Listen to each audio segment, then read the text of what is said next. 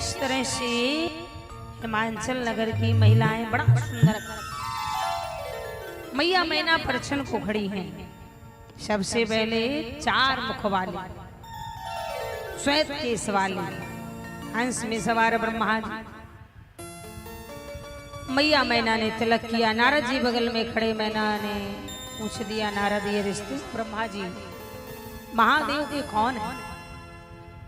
नारद जी ने कहा, मैया ये भोले महादेव के रिश्ते में पिता तिलक। दूसरे नंबर में भगवान विष्णु तिलक हुआ। 4 भुजा वाले शंख चक्र गदा पद्म इत्यादि धारण किए। कौन है? ये भगवान शंकर के सखा माताओं। तीसरे नंबर में हाथी में बैठा ऐरावत में देव राजेंद्र आ गया। सखियों ने समझा दूल्हा है, चिल्ला पड़ी दूल्हा गया दूल्हा। नारद जी बोले दूल्हा नहीं है, दूल्हा के घर का नौकर है। बाप रे बाप, दूल्हा के घर का नौकर हाथी में। जरूर पार्वती जी ने कोई अच्छे पुण्य किए हैं। अब आप बताइए, जब दूल्हा का नौकर हाथी में आएगा तो पार्वती जी पालना से नीचे पाँव नहीं रखें। नारद जी बोले वो तो तुम ही देख लो। इतने में भगवान शंकर नंदी में बैठे, राख लपेटे, बिच्छू ततैया बर्रैया सा। मैना बोली रे भगाइए। नारद जी बोले यही दूल्हा। और जो ही मैया मैना से कहा तो मैया मैना ने आरती का थाल फेंका। बोले भाग भवन। इतना विकराल वेश था। भाग भवन पैठी अति त्रासा, गए महेश जहां जनवास। मैना हृदय भयो दुख भारी, लीन्ही बोले गिरीश कुमारी। मैया मैना ने पार्वती जी को गोदी को में बिठाया। रूप निहारा, कितना सुंदर। माता पार्वती जी को रूप निहार के गए। वो कहने लगी, महाराज इतना सुंदर बेटी को मैं इस बावरे पागल राग लपेटने वाले मुंडों की माला पहनने वाले कभी नहीं विवाह कर सकता। माताएं कहती ना, मैं अपने जिंदा जिंदा दामाद अच्छा हो। हर माँ की यही कामना होती है कि मेरी बेटी का जो दुल्हा हो, यानी मेरा जमाई बगल वाले से कम न। मैया मैना भी कह रही है, तुम सहत गिरते गिरो, पावक जरो जल निधमाओ परो, जियत विवाह ना हो करो। विवाह नहीं कर सकते, बारात लौटा दो। तब मैया पार्वती जी ने अपने माँ के आंसुओं को पूछा, माँ कर में लिखा जो। बड़ी सुंदर बात। कभी कभी माँ बाप कितना अच्छा भी घर द्वार परिवार ढूंढ दे, और अगर बेटी के भाग्य में नहीं है तो उसे गरीबी ही झेलना पड़ेगा। और कभी कभी माँ बाप कितने भी बुरे घर में डाल दें, अगर उसके भाग्य में है तो महलों की रानी बन के ही रहे। बोलो होता कि नहीं होता? आज की बेटियों की बात नहीं मैं कर रही हूँ। पहले के जमाने में बहुत दुख होता था। बूढ़ी माताएं बैठी हैं। पहले के जमाने के सासों बड़ी डेंजर रहा है। आज के सास तो बहुत दिरा थी अपनी पतों में। आज बदनाम कोई भी करे, लेकिन आज के सास बिचारे ना। पहले के बड़ी डेंजर रहा। अब पहले पतोंगों को काम भी बहुत रहा था कि नहीं? गोबर करना, खन्ना करना, धान कूटना। पहले मशीन नहीं था। और आपके बिहार में तो अरवा उसना, हम यही देखे कि अरवा उसना चावल का, चावल कूटना, चौका लगाना, मैंने बहुत सारे काम। और अगर इतना काम ना करे पतोहू तो सांप गुप्पा हो जाता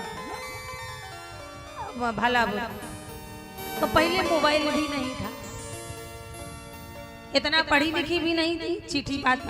और आज के जमाने में सास कुछ कह दे तो बेटी मम्मी मम्मी का हदी लगा कहा कि मर जा फिर देखियो।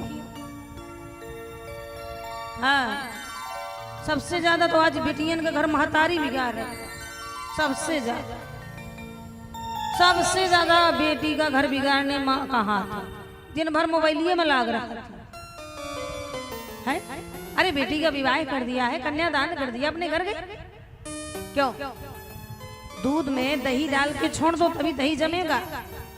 और उस दूध में कितना भी खटाई डालो, अगर उंगली चलाओगे न दूध रहेगा न दही। वही बेटी का जीवन है। विवाह किया, कन्यादान किया, सेटल होने दो।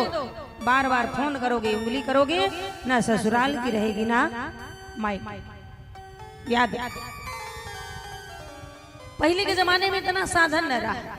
बिटिया साल 6 महीना बाद मायके पहुंचत रहा है। अगर महतारी से कुछ कही दे तो महतारी धीरे चुप चुप बाबूजी को नहीं बताना।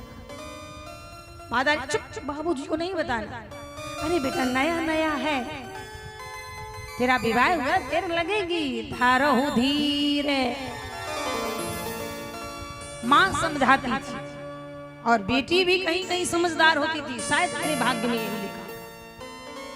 बोलो तो कितना तकलीफ संघर्ष आप लोगों ने किया, पर आज सुखी हो ना। आज क्या तकलीफ? कुछ भी तकलीफ नहीं। गैस से भोजन बनाओ। अरे बड़ा सुंदर, हर घर में नलकूप पे पानी भी नहीं बाहर भरने जाना है, नदी तालाब भी नहीं जाना है। यानी बहुत साधन है, तब भी हम दुखी हैं। पहले इतना सारा काम, तब भी हम दुखी नहीं करते। तो हर माँ की तमन्ना होती है कि मेरा दामाद अच्छा। मैया मैना ने भी किया तो क्या गलत किया? पर पार्वती जी ने भी बड़ा सुंदर एक बेटी की तरह समझाया। माँ करम लिखा जो बाबुरु नाही, तो कथि दोष लगाई। अगर जिसके भाग्य में लिखा है सुख दुख, उसे कोई बांटने वाला नहीं। तो मैं सने मिटे ही की विधि के अंका, माते व्यर्थ जनु लीहु कलंक। इतना ही नहीं, मैया पार्वती ने बड़े भाव से समझाया कि जन्म कोटे लगी रगरी हमारी।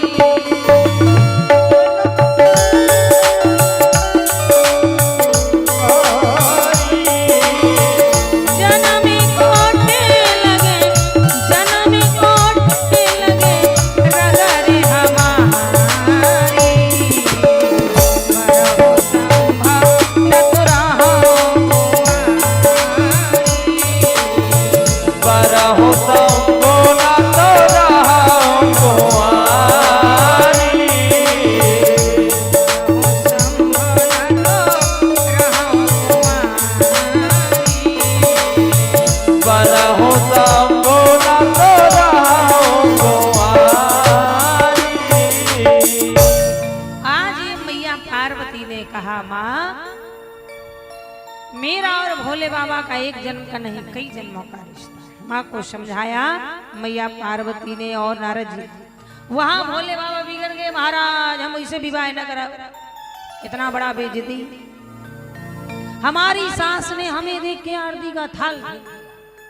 अब भोले तो बड़े भोले हैं, नाम ही भोला। भोला जैसा कोई भोला नहीं।